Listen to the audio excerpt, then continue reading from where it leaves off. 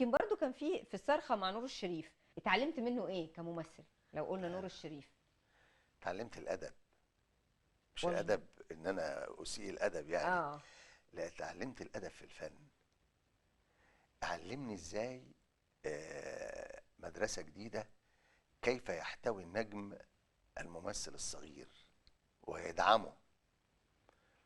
كان اول لقاء بيني وبين الاستاذ نور كان فيلم الصرخة، اه وكانت الاشارة، احنا لغة الاشارة. بالظبط.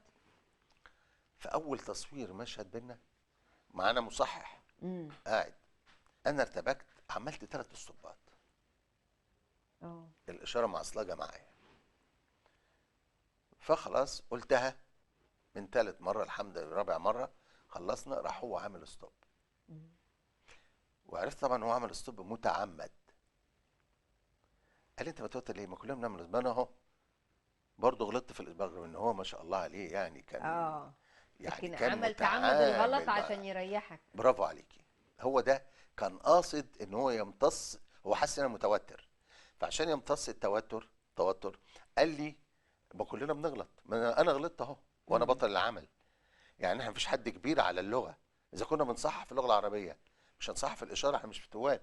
وقعدنا نهزر. من بعدها هذه الواقعه مفيش اعاده في اي شوط في الفيلم لحد ما خلصنا. لو مره يبقى مش بسببنا، اه حاجه تقنيه، حاجه ما خارجه تخش تقنيات مش بقى، المخرج ممثلين. عايز اه. يعدل حاجه، مدير التصوير عايز يعدل حاجه. خرجنا من هذه التجربه اصدقاء جدا. امم. وطبعا نور الشريف تتعلموا منه بقى ايه، انا قلت الادب الفني اللي هو ايه. إيه لما يكون اوردرنا حضور الساعه 7 صباحا عشان كاميرا 8، فنوصل 7 صباحا نلاقي الاستاذ نور قاعد من 6 الصبح عامل ميك اب ياه. اه.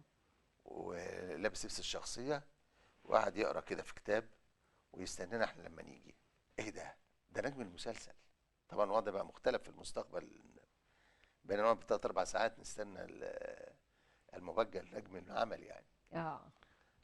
فدي تعلمي من ده الادب الفني، ان انا بحترم نفسي كنجم، فاجبر كل الجميع انه يحترم نفسه.